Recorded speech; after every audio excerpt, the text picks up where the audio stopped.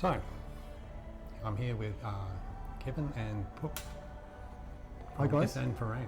We'll just spin that around. There you go. Quick. สวัสดีค่ะ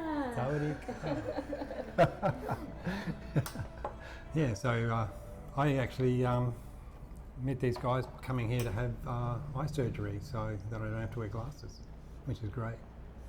And it all looks good, yeah? Yeah, it looks good because glasses give me the shits pretty much.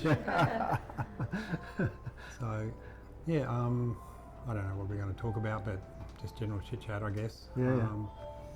So, Kevin, how long have you been in Udon Thani? Okay, so actually living here 6 years. Yeah. In fact, it's 6 years next week, I think. Wow. Yeah, 6 years next week. Yeah. Before that, we were visiting. We started visiting at the end of 2012, Yeah. and it was just before that when I met Pook. My first visit to Thailand back in July 2012. And we met. We lived in England. We used to come over on holiday to see our family. Immediately, I fell in love with the place anyway. I just wanted to be here. It's not hard, is it? No, not at all. That's my first thing was just like, wow, what an awesome place. Absolutely, yeah. And the people are just lovely. It's strange. Some people don't understand it, or they think that you're exaggerating. But you just get a feel when you're here. You feel, first of all, safety.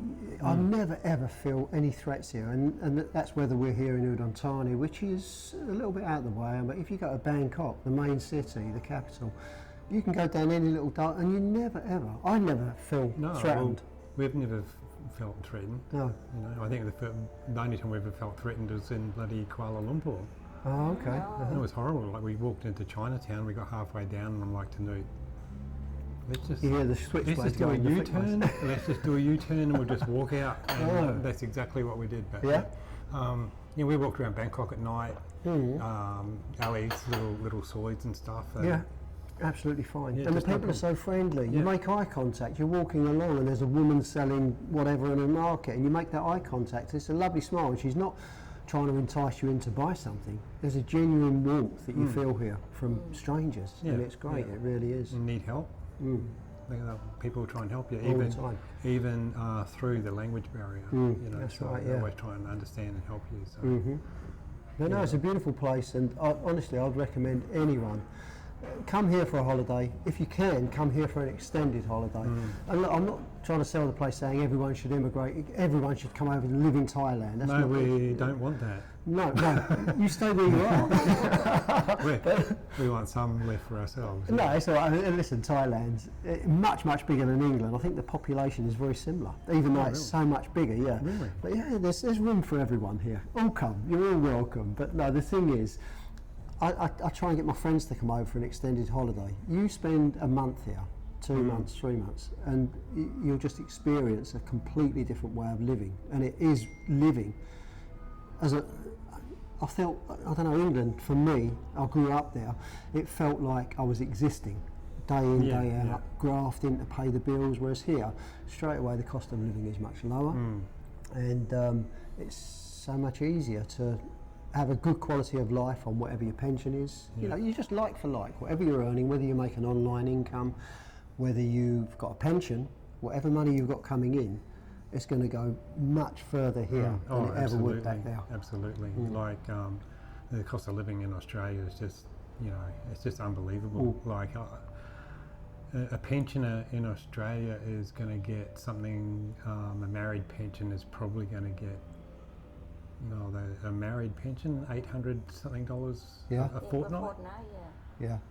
So $1,600 That a works month. out about, the dollar is, Australian dollar is pretty much half of the pound, isn't it, approximately? It usually is. I usually work that out. So that's about the same as the pension, the state pension in England. Yeah. And I know people that are living on those pensions in England, and it's not living, it's existing. They're really struggling, they're worried about this, they're worried about that. Here, you can live so comfortable on that same money. So in Australia and England, you're going to be eating mince and sausages and dry 2-day-old toast and stuff. It's not quite that bad, I Sure, don't know. it's like, you see the old ladies down there going through the dog food aisle. Oh, there you go. But no, it's a different class, it really is. Yeah, like we just bought some dinner on Grab last night. I don't know, it wasn't that much. Like it's 120 baht or something for 2 meals delivered. Nothing, Was that is right? No, 250. Oh, 250. Yeah. Horrendous. Get back to Australia as quick as you can. Oh. No, it's cheap. It really is inexpensive. And that was delivered to the door, and so it was really lovely food. Yeah. You know, it was fresh. Fresh, the noodles, they were fresh. Yeah. Noodle and salad and Oh, the drink. papaya salad was friggin' awesome. I saw the picture of you eating it. Yeah.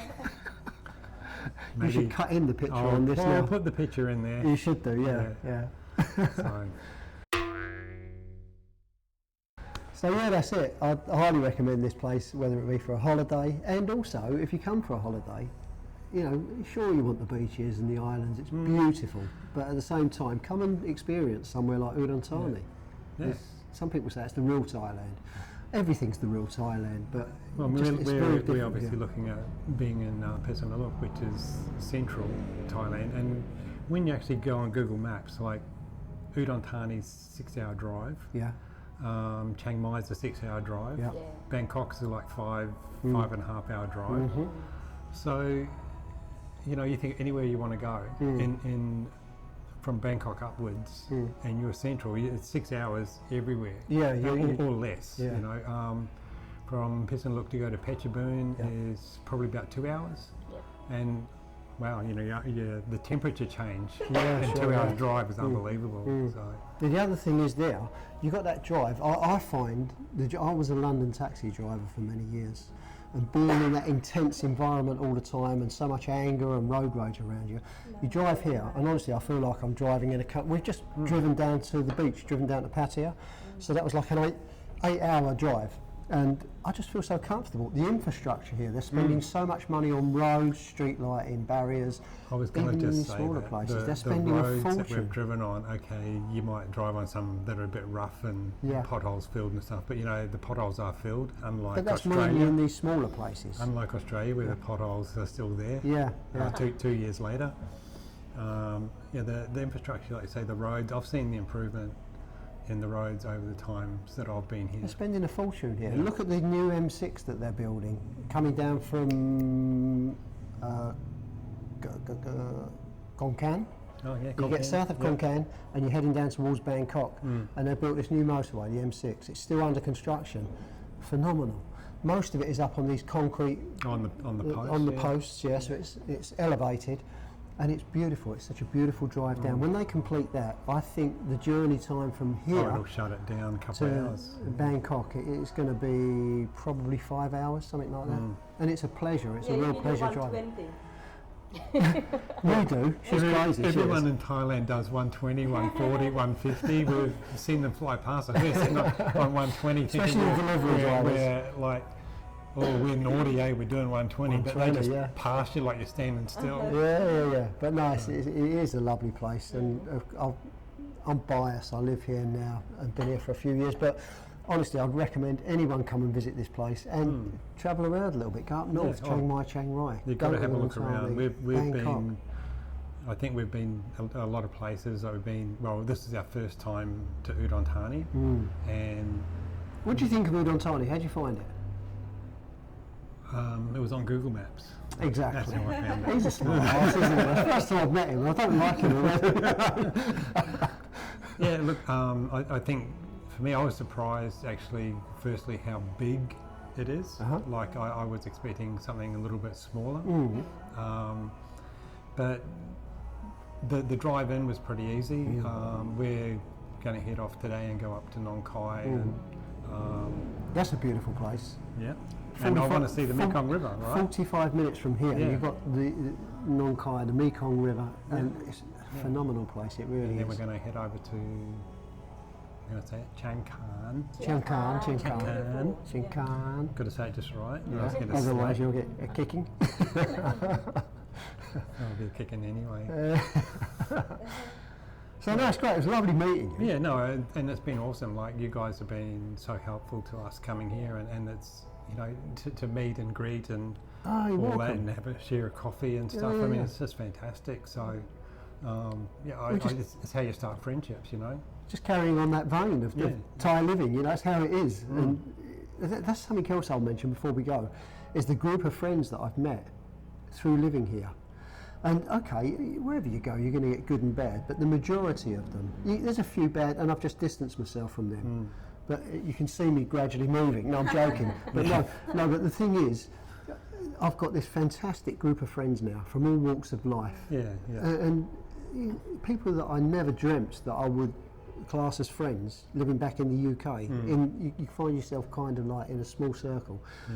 It's I think we were just talking about that. We touched on a little subject yesterday, talking in the at the eye clinic, is about Farang people here that just seem to look the other way, like they don't want to say hello, they don't want to do anything, and that sort of that peeves me off a little bit, because I like to just hello, acknowledge.